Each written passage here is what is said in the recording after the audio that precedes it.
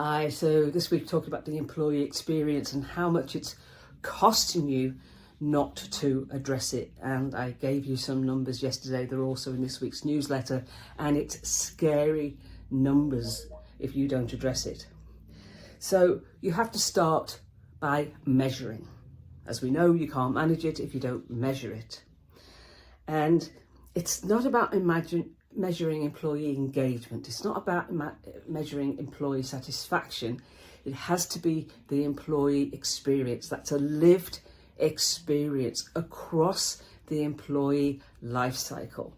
And measurement is not a point in time. It is not an annual survey.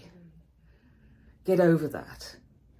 I'm not saying don't run them, annual or biannual, but you must measure much more than that, because that's a point in time. So what are we going to measure?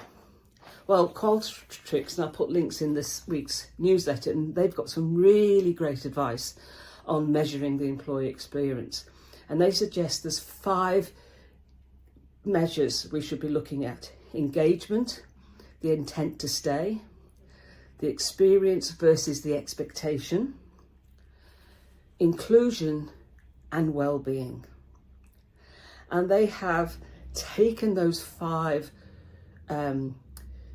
things that should be measured and broken them down into individual drivers of those things. And I will include this diagram in this week's newsletter, so you can look at the things that are driving the employee experience. Now, Qualtrics also provide you great guidance on your annual or biannual survey. But as I said, there's a lot more that you need to do. So do a pulse check or a pulse survey, a very quick point in time survey that checks how people are feeling at a given point in time. Now, you might do these checks after a certain event, which could be a significant change, a restructure, whatever. How are people feeling? You don't want to wait 6 or 12 months till the next annual survey to find out it's all gone pear-shaped. You need to check in on a regular basis, but make them short and snappy.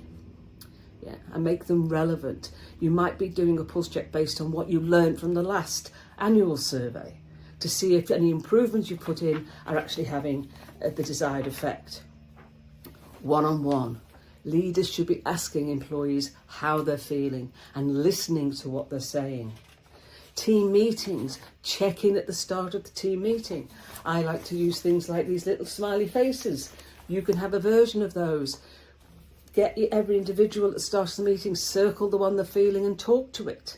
Uncover how people are feeling. Why are you disappointed, Fred? Anwar, why are you feeling worried? Let's have the conversation about how people are feeling. So lots of other things that I'll talk about tomorrow that you can use to measure the employee experience.